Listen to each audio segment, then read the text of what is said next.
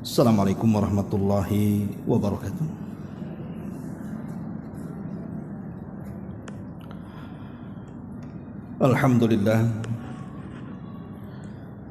Alhamdulillahi rabbil alamin, wa bihi nasta'in wa ala umuri dunya waddin.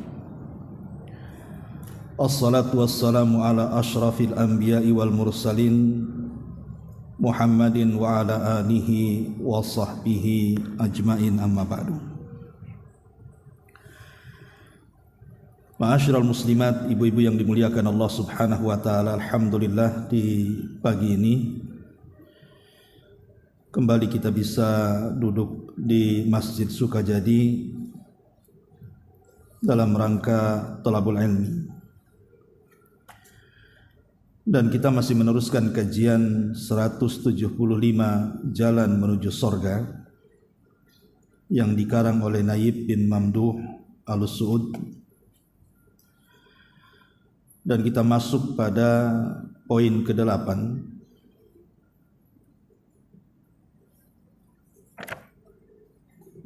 pada poin ke-13. Beribu-ribu pahala dan sebuah rumah disiapkan di sorga. Kita baca matannya dulu baru kita jelaskan. Perhatikan kitabnya.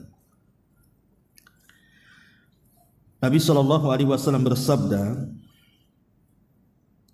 dalam hadis yang dikeluarkan Imam Tirmidzi dan dihasankan oleh Syekh Albani, man dakhala suqa faqala la ilaha illallah wahdahu la syarika lah,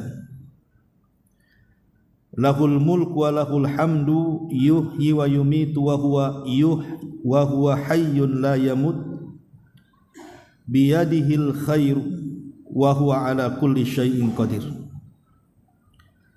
Kataballahu lahu alfi hasanatin wa maha anhu alfi sayyi'atin wa rafa'a lahu alfi darajatin. Barang siapa yang masuk ke pasar lalu mengucapkan la ilaha illallah, tidak ada sesembahan yang berhak disembah kecuali Allah, wahdahu la syarikalah, satu-satunya dan tidak ada sekutu baginya, lahul mulku wa lahul hamdu, miliknya segala kerajaan dan juga pujian, yuhyi wa yumit wa huwa hayyun la yamut, dialah yang menghidupkan dan yang mematikan dan dia pula yang maha hidup, biyadihil khair, di tangannya kebaikan, wa huwa ala kulli syai'in qadir, dan dia maha kuasa atas segala sesuatu. Perhatikan pahalanya. Maka Allah subhanahu wa ta'ala akan mencatat bagi dia beribu-ribu pahala. Alfi itu artinya 1 juta. 1 juta pahala, 1 juta kebaikan. Kemudian juga menghapus 1 juta dosa dan mengangkat 1 juta derajat. Kemudian Nabi SAW bersabda, man qala fis suqi la ilaha illallah wahdahu la syarikalah, lahul mulku wa lahul hamdu yuhyi wa yumit wa huwa hayyun la yamut biyadihil khair wa huwa ala kulli syai'in qadir, kataballahu lahu alfi hasanatin wa maha anhu alfi sayyi'atin wa bana lahu baitan fil jannah. Barang siapa yang ketika masuk atau berada dalam pasar mengucapkan la ilaha illallah wahdahu la syarikalah, tidak ada sembahan yang berhak disembah kecuali Dia semata dan tidak ada sekutu baginya. Lahul mulk wa lahul hamdu, baginya kerajaan dan pujian. Yuhyi wa yumit, Dia yang menghidupkan dan yang mematikan. Wa huwa hayyun, dan Dia maha hidup, la yamut, dan tidak pernah mati. Biyadihil khair, di tangannya kebaikan. Wa huwa ala kulli syai'in qadir, dan atas segala sesuatu Dia maha mampu. Kataballahu lahu alfi hasanah, Allah akan catat padanya 1.000.000 kebaikan. Wa maha anhu alfi sayyi'atin, dan Allah akan catat bagi dia akan hapus bagi dia 1.000.000 keburukan. Wa bana lahu baitan fil jannah, dan Allah akan bangunkan 1 istana di surga. Ma'asyiral muslimat yang dimuliakan Allah Subhanahu wa taala, pagi ini kita akan membahas tentang sebuah amalan yang terkadang dilupakan, khususnya untuk ibu-ibu. Karena yang banyak ke pasar biasanya ibu-ibu kalau sekarang. Kalau zaman dulu bapak-bapak. Kalau sekarang justru pasar itu dikuasai ibu-ibu. Artinya doa ini harus dihafal. Minimalnya ibu kalau tidak hafal, catat di laminating, taruh di dompet. Jadi sebelum masuk pintu pasar itu udah ngantri itu satu-satu baca. Syukur-syukur kalau ibu pengelola pasar itu di gerbang pasar itu catat tuh doa ini panjang-panjang supaya ditengok, baca dulu. Tapi sayang kan begitu, sudah tidak hafal, tidak punya catatan, di pasar pula tidak ada tulisan. Ya akhirnya masuk keluar pasar nggak dapat apa-apa jadinya. Makanya di sini amalan yang sangat bagus sekali. Kalau bisa dihafal lah. Insya Allah kalau walaupun awalnya pakai catatan bu, tapi kalau sudah sebulan setiap hari baca, lama-lama hafal juga tuh. Karena biasanya karena terbiasa jadi luar biasa. Jadi saya nasihatkan bu ya, hafal doa ini. Baca 100 kali aja sambil duduk, lama-lama hafal sendiri bu. Kalau tidak hafal beri vitamin bu, untuk mencerdaskan itu, biar cerdas. Intinya bahwa sebelum saya masuk pada pembahasan ini, kita bicara pasar dulu. Kita tahu bahwa di antara tanda-tanda dekatnya kiamat adalah banyaknya pasar di mana-mana. Jadi banyak pasar di mana-mana itu tanda dari tanda-tanda dekatnya kiamat.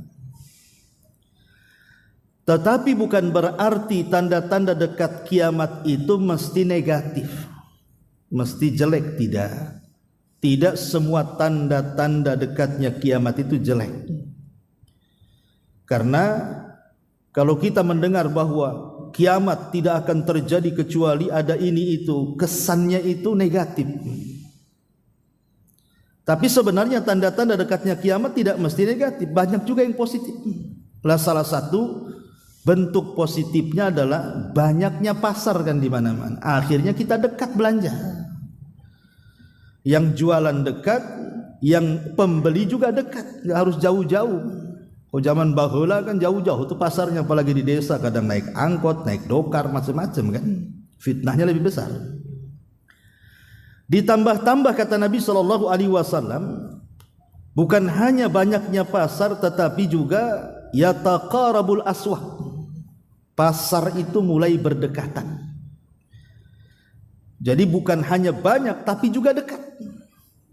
Bukan hanya dekat kita harus datang ke pasar, sekarang tidak perlu ke pasar, ibu bisa belanja. Apa istilahnya? COD. Ya. Jadi sekarang ini mulai dari jual sayuran sampai ke bumbu-bumbuan dapur itu tinggal COD saja. Jadi ibu tidak perlu ke pasar lagi, cukup di rumah saja. Pegang handphone datang semua tuh barang tuh. Ini semua tanda-tanda dekatnya kiamat. Tapi ini kan positif. Sebab kalau ibu di rumah tiba-tiba sayur sudah datang tuh kan menyedikitkan fitnah namanya. Sebab kalau sudah harus masuk pasar itu nanti banyak masalah, kecuali memang dia tahu adab-adabnya. Lah pasar sendiri sebenarnya disabdakan Nabi SAW adalah seburuk-buruk tempat. Jadi satu hari Nabi SAW ditanya soal tempat yang paling baik dan tempat yang paling buruk. Maka Nabi SAW menjawab, sebaik-baik tempat itu adalah masjid. Nah, sekarang kita ini berada di tempat yang paling baik, masjid. Tetapi seburuk-buruk tempat itu pasar, kata Nabi. Kenapa demikian? Karena di pasar itu tempat setan menancapkan bendera genderang perang kepada kita Bani Adam yang masuk ke dalam pasar. Jadi pasar itu tempat perang kita dengan setan. Makanya kalau kita lihat berbagai macam maksiat, Bu, maksiat di luar pasar dengan di dalam pasar itu paling banyak dalam pasar. Sebutkan maksiat di luar pasar, semua ada di pasar. Mulai daripada orang bertengkar di pasar, orang yang berteriak-teriak di pasar, orang yang sumpah-sumpah palsu ya di pasar, orang yang tipu-tipu ya di pasar, suka-suka mengurangi takaran, mengurangi timbangan, mengurangi meteran, mengurangi literan, itu sudah kurang-kurang tuh semua tuh. Yang kedukun juga orang pasar. Banyak raja-raja itu ditaruh di warung-warung tuh, keyakinannya supaya laris. Ya. Makanya kemudian dosa yang paling banyak itu tempatnya di pasar. Makanya wajar kalau Nabi SAW itu mengatakan seburuk-buruk tempat itu pasar dan sebaik-baik tempat itu adalah masjid. Makanya Nabi SAW mengatakan, kalaupun kita harus masuk ke pasar, dan memang harus masuk ke pasar, kalau nggak ke pasar macam mana kita mau beli-beli kan? Maka kita harus tahu adab-adabnya supaya kita menang melawan setan di situ. Dan kalau bisa ibu masuk pasar itu sekedarnya saja. Jadi kalau memang niat ke pasar itu memang belanja yang dicatat, ya sudah dicatat, beli kemudian pulang, jangan lama-lama. Tapi masalahnya setan ini kan cerdas hari ini, karena sudah merubah pasar itu bukan tempat yang becek lagi, yang bau lagi, sudah bukan lagi tempat yang istilahnya kumuh gitu ya. Pokoknya kalau masuk bersih keluar udah kotor, masuk wangi keluar sudah bau. Itu pasar tempo dulu, Bu. Kalau pasar sekarang ya masuk bersih keluar bersih, karena sudah dirubah jadi mal-mal tuh. Sudah jadi mall sekarang pasarnya. Dulu di mall nggak ada orang jualan sayur-sayur, sekarang sudah ada. Lauk-lauk semua sudah ada, lengkap semuanya. Bahkan ada yang masuk mall itu nggak belanja, ngadem saja di situ. Masuk mall ngilangin keringat karena ada AC-nya kan, keluar lagi dia. Atau numpang kencing saja di situ. Nah ini kan masalah, Bu. Kalau bisa, Bu, jangan sering ke pasar, jangan sering ke mall. Ini kalau dengar bapak-bapak senang nih biasanya. Ya. Tapi di sini nasihat, karena tadi pasar itu banyak maksiat di situ. Sekarang ibu loh bersih dari dosa, tiba-tiba masuk ke pasar keluar pula banyak dosa, kan masalah jadinya. Yang lebih parah lagi dosanya itu bukan dosa biasa, dosa jariah lagi. Nah ini yang kita khawatirkan, orang-orang yang masuk pasar itu masuk nggak punya dosa, keluar banyak dosa. Makanya harus tahu adab-adab masuk pasar itu. Apa saja adab-adabnya? Lah salah satunya disebutkan di sini, di mana Nabi SAW mengajarkan adab yang kayaknya sudah banyak ditinggalkan. Entah karena ibu tak hafal doanya, atau karena malas doa, karena buru-buru ya. Wallahu a'lam. Tapi saya yakin mungkin karena dah hafal aja mungkin doanya. Husnudzon aja lah saya ya. Mungkin ibu harus ngapal doa ini. Kata Nabi SAW, di antara adab masuk pasar itu yang pertama berzikir kepada Allah Subhanahu wa ta'ala, karena ini bagian daripada zikir. Man dakhala suqa, barang siapa yang masuk ke pasar, faqala, maka dia berdoa ataupun berzikir, la ilaha illallahu wahdahu la syarikalah, lahul mulku wa lahul hamdu yuhyi wa yumit wa huwa hayyun la yamut biyadihil khairu wa huwa ala kulli syai'in qadir. Enggak panjang lah ini zikir ini, Bu. Ya. Ini kan sebentar aja, enggak sampai menitan kalaupun kita baca. Anggaplah ibu baca dari kertas yang dilaminating, ya. Saya kira enggak banyak kan. Sebelum masuk pasar ambil dompet, keluarkan, nah baca. Enggak lama kok. La ilaha illallah wahdahu la syarikalah, lahul mulku wa lahul hamdu yuhyi wa yumit wa huwa hayyun la yamut biyadihil khairi wa huwa ala kulli syai'in qadir. Sebentar tuh. Tapi lihat Bu pahalanya. Belum masuk saja ke dalam pasar, ibu sudah dapat pahala banyak.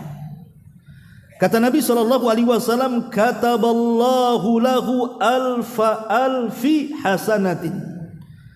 Allah catat bagi ibu 1 juta kebaikan. Cukup sampai di sini? Tidak. Wa maha anhu alfi hasanatin. Wa maha anhu alfi sayyiatin.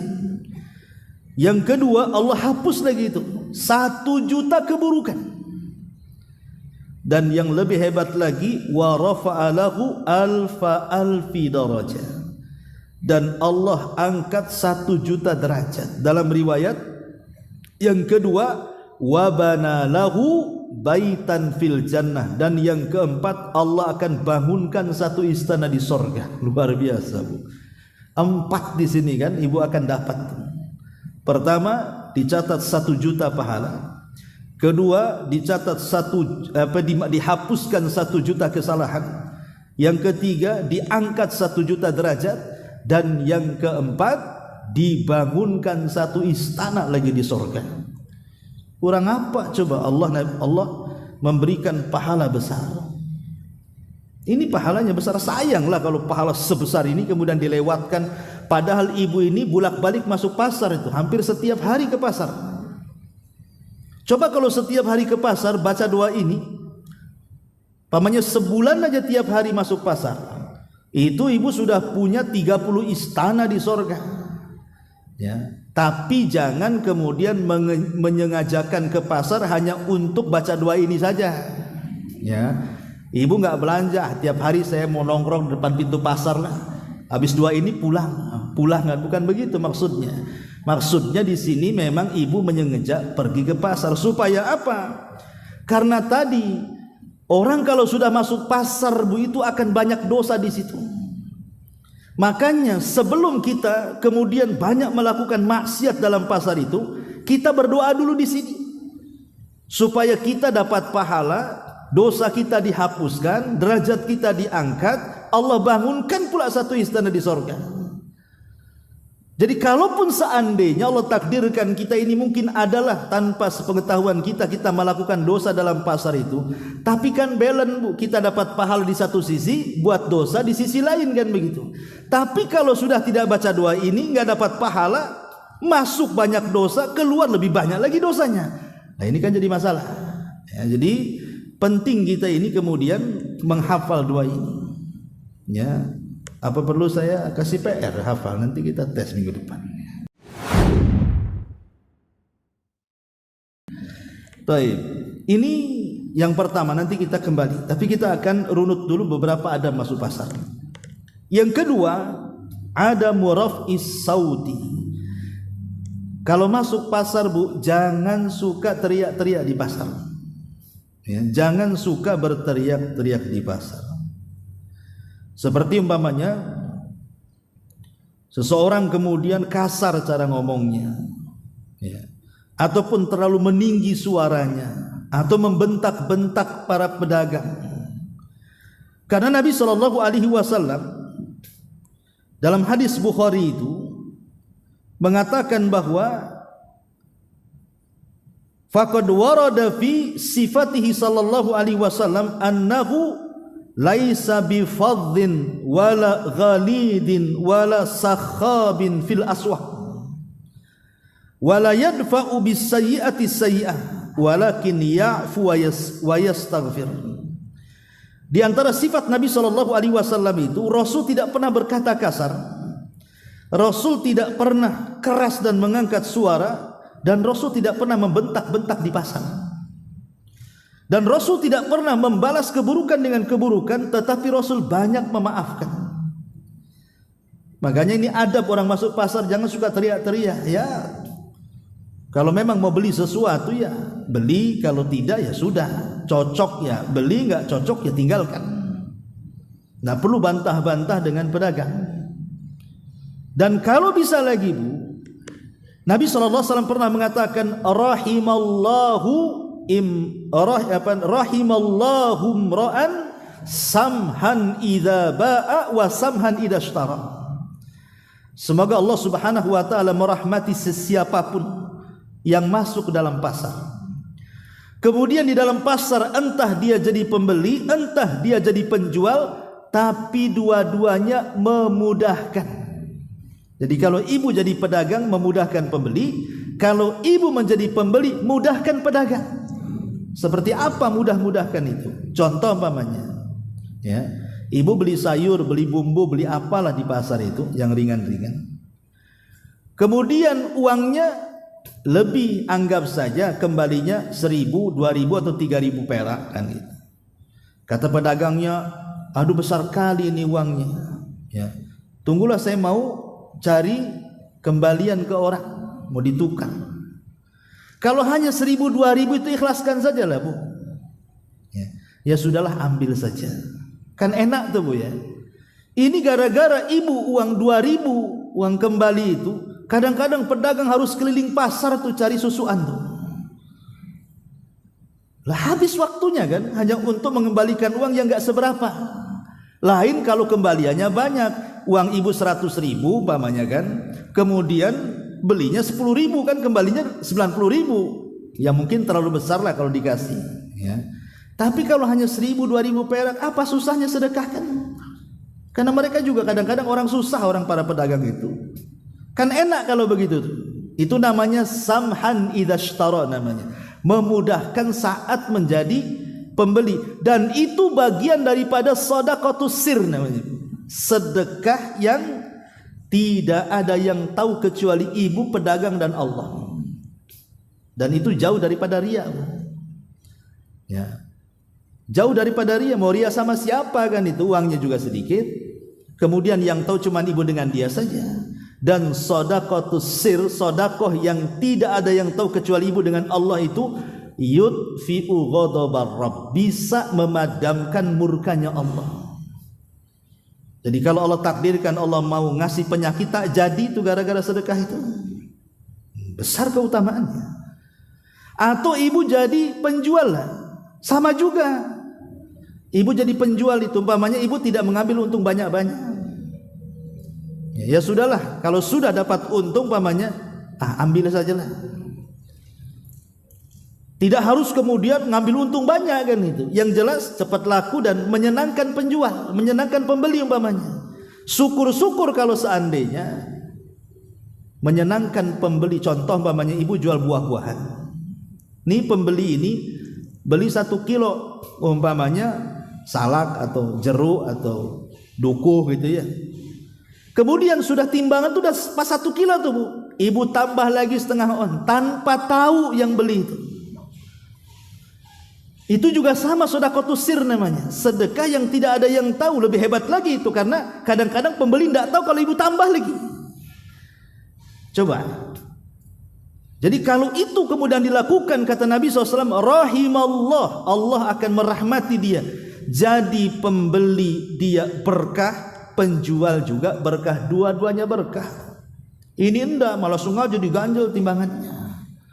Kadang-kadang lagi lengah gitu diambil lagi salaknya. Nah, ini ngapain ini? Ini kan masalah Bu. Ya, itu masuk pada wailun lil mutaffifin nanti. Neraka wel bagi orang yang curang dalam dagang.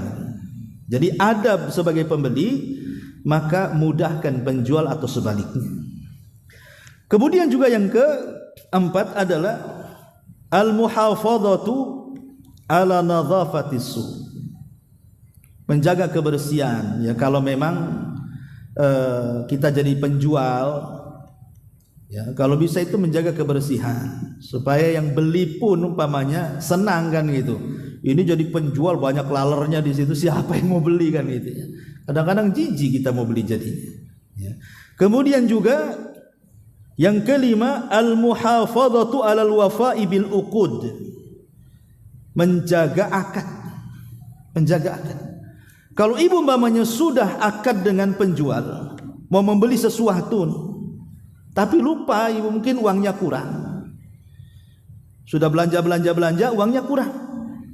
Kemudian adalah barang yang ingin ibu beli. Kemudian transaksi dengan penjual.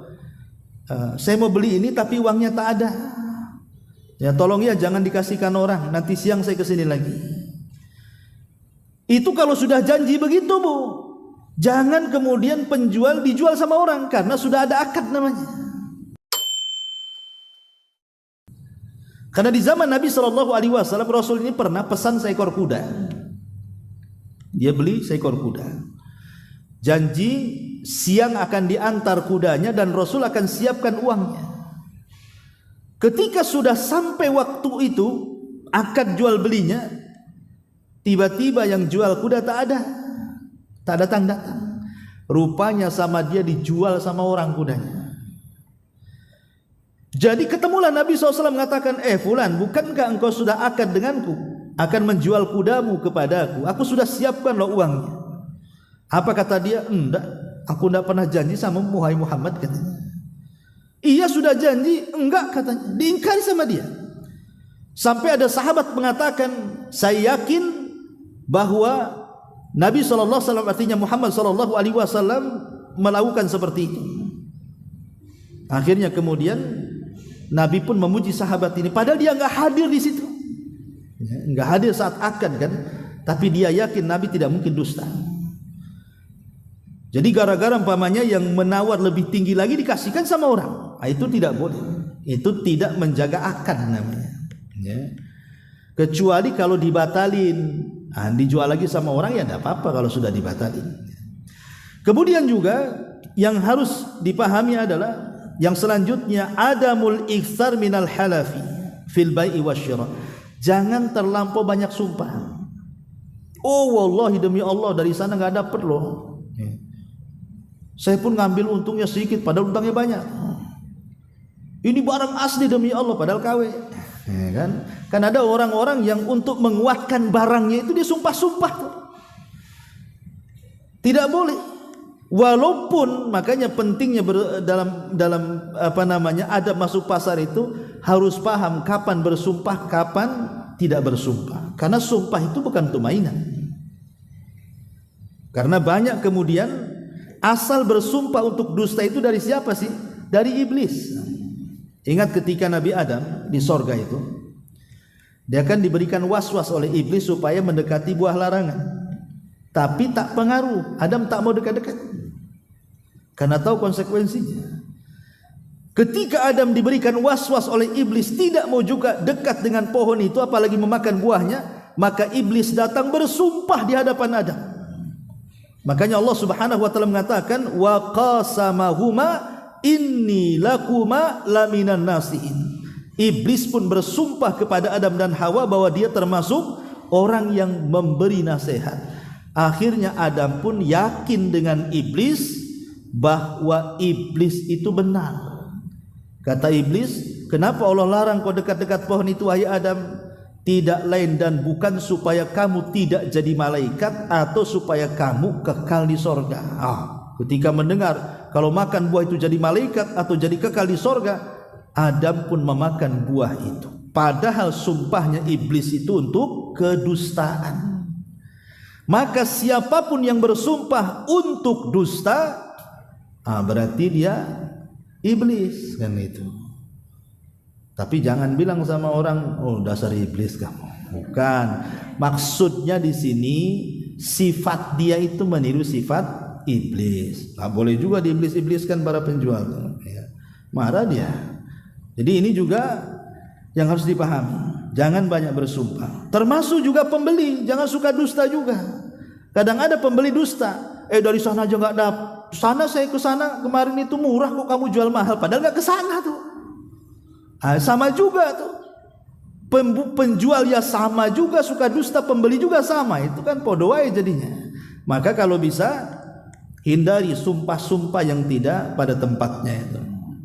Termasuk juga istinabu bakhsil kaili awil wazni wa tatfihima. Kurangi mengurang-urang takaran, mengurang-urang timbangan, mengurang-urang hak sebagai penjual ataupun pembeli, maka dua-duanya terlarang. Ya. Karena begini Bu ya. Kenapa Allah Subhanahu wa taala itu sampai mengancam orang-orang yang curang baik sebagai pedagang atau pembeli? Itu dengan sebuah lembah yang ada di neraka jahanam yang disebut dengan wail. Di Quran itu kan banyak tuh, berulang-ulang Allah menyebut kalimat wail. Wailun likulli humazatil lumazah, wailun lil mutaffifin, wailun likulli afakin athim. Itu banyak di Quran itu kalimat wail itu. Jadi wail itu satu lembah, itu berada di dasar jahanam.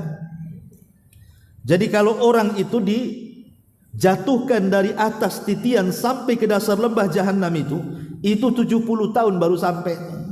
Karena lembah itu hitam, gelap, busuk, dan semua nanah darah penghuni neraka itu tumplek di situ. Itulah disebut wail namanya.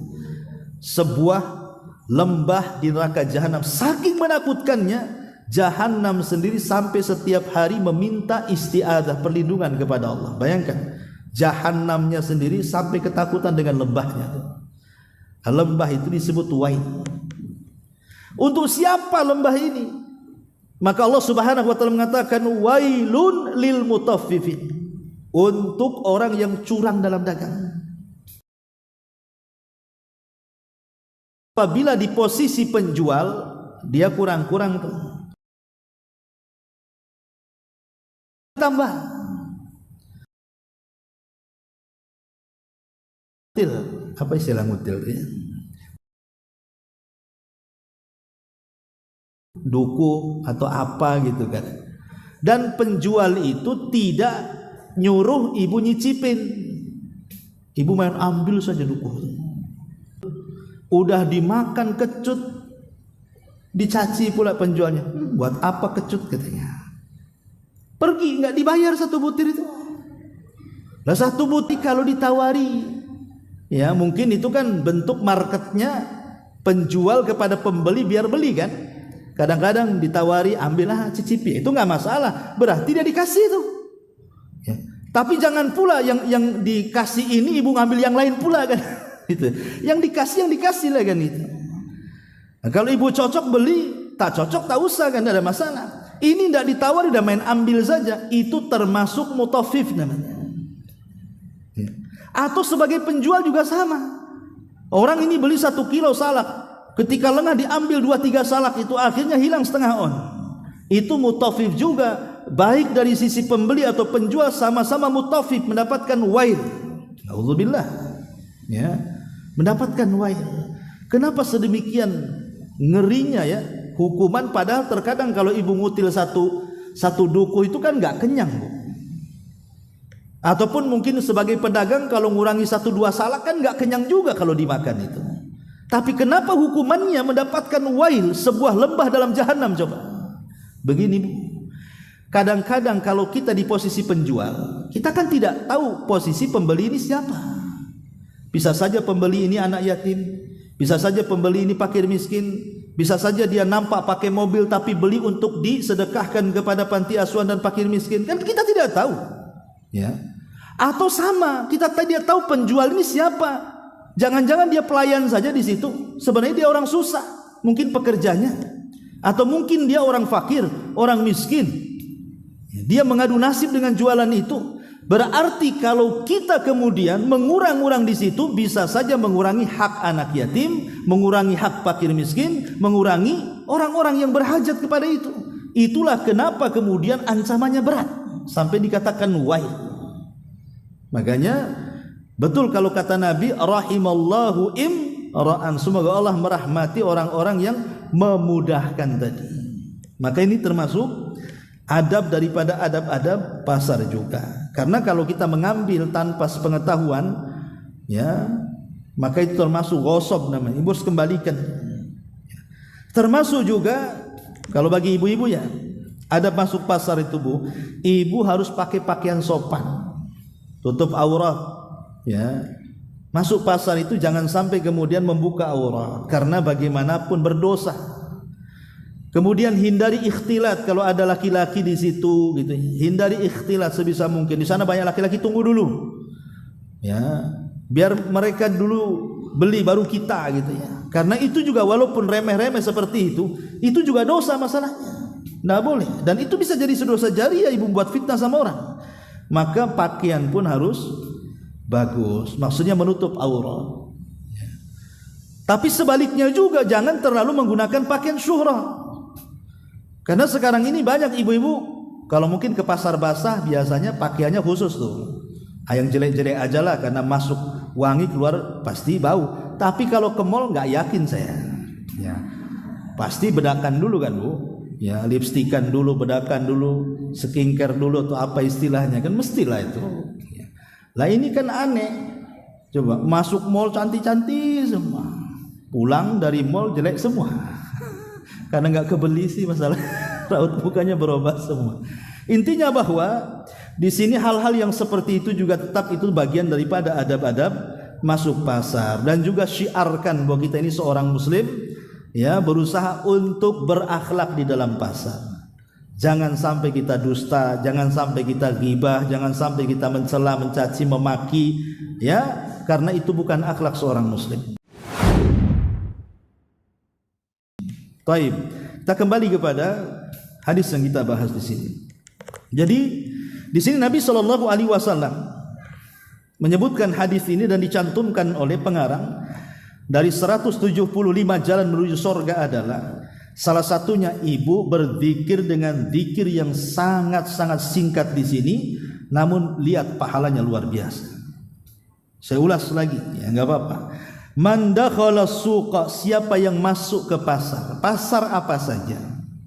Mau masuk mall sama aja. Ya, kalau sekarang kan ada minimarket itu juga pasar.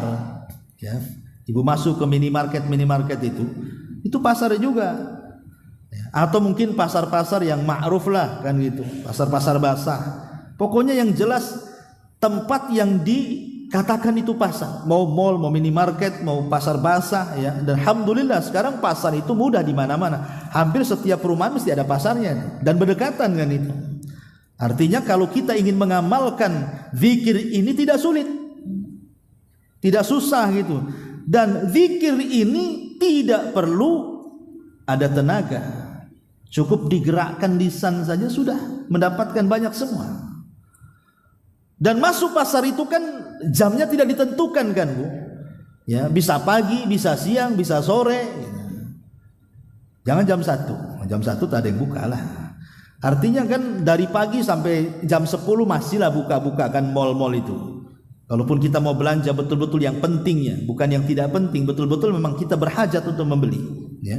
Artinya bahwa kalau kita hendak mengamalkan zikir ini mudah sekali, karena pasar banyak. Dan setiap hari kita tidak selalu ke pasar, entah ke mal, entah ke minimarket, entah ke pasar basah, mesti setiap hari. Ya. Makanya kemudian Nabi SAW mengatakan, man dakhala suqa faqala la ilaha illallah wahdahu la syarikalah. Di sini ada pengakuan tauhid. La ilaha illallah. Tidak ada sesembahan yang berhak disembah kecuali Allah. Wahdahu la syarikalah. Dan semata-mata tidak ada sekutu baginya. Kenapa di sini memulakan dengan tauhid? Karena kita akan masuk ke dalam pasar yang di situ tempat perangnya kita dengan setan. Makanya dimulai dengan tauhid, dan tauhid itulah yang memantapkan iman kita. Supaya enggak kepengaruh dengan berbagai macam maksiat dalam pasar itu, makanya diawali dengan kalimat tauhid. Karena tauhid itulah yang memantapkan kita. Baru setelah mengemukakan sebuah tauhid, la ilaha illallah, baru kita mulai memuja dan memuji Allah Subhanahu wa taala. Lahul mulku wa lahul hamdu yuhyi wa yumit wa huwa hayyun la yamut. Baginya kerajaan, baginya pujian. Jadi seluruh kerajaan yang ada di permukaan bumi dan di alam semesta ini, itu semua milik Allah subhanahu wa ta'ala. Begitu juga seluruh pujian itu milik Allah. Makanya posisi Allah itu, Bu, ibu senang tetap harus dipuji, ibu susah tetap Allah harus dipuji. Karena Allah itu senantiasa harus dipuji. Jangan memuji Allah ketika senang, ketika susah tak memuji Allah. Makanya, Bu, kalau ibu dapat kabar berita yang sifatnya tidak menyenangkan, apa kata Nabi? Ibu harus mengucapkan alhamdulillah ala kulli halin. Ini ada berita nih, lewat WA kah, lewat Instagram, pokoknya ada WA lah, atau ada orang yang datang ke ibu ngasih kabar nggak menyenangkan, kabar buruk, maka langsung ibu katakan alhamdulillah ala kulli hal. Segala puja dan puji hanya milik Allah dalam kondisi apapun. Tapi kalau kabar beritanya menyenangkan, lain lagi lafadznya, Bu. Alhamdulillahi bini'matihi tatimmu shalihat. Nah, gitu ya zikirnya, Bu. Jadi kalau kabarnya senang, kita katakan alhamdulillah bini'matihi tatimmu shalihat. Segala puja dan puji bagi Allah karena nikmatnya sempurnalah amal saleh. Tapi kalau kabarnya tidak suka, katakan juga alhamdulillah ala kulli hal. Makanya kalimat alhamdulillah ini memang kalimat ajaib sebenarnya, karena akan diucapkan oleh siapapun. Ibu tanya orang sehat, "Gimana kabarnya?" "Alhamdulillah sehat." Ya. Datang sama orang sakit, "Gimana kabarnya?" "Alhamdulillah. Walaupun saya sakit, ada tuh yang lebih sakit daripada saya." Nah, gitu ya. Datang sama orang kaya, alhamdulillah rizkinya Allah masih luaskan. Datang kepada orang susah, gimana keadaan? Alhamdulillah masih bisa makan. Si Anu tuh kemarin kelaparan. Jadi alhamdulillah ini tetap harus dibaca. Kalimat pujian itu hanya miliknya. Wa huwa hayyun la yamut, dan dia satu-satunya zat yang hidup dan tidak pernah mati. Jadi Allah itu zat yang tidak pernah mati dan akan tetap hidup, dan dia pula zat yang menghidupkan dan yang mematikan.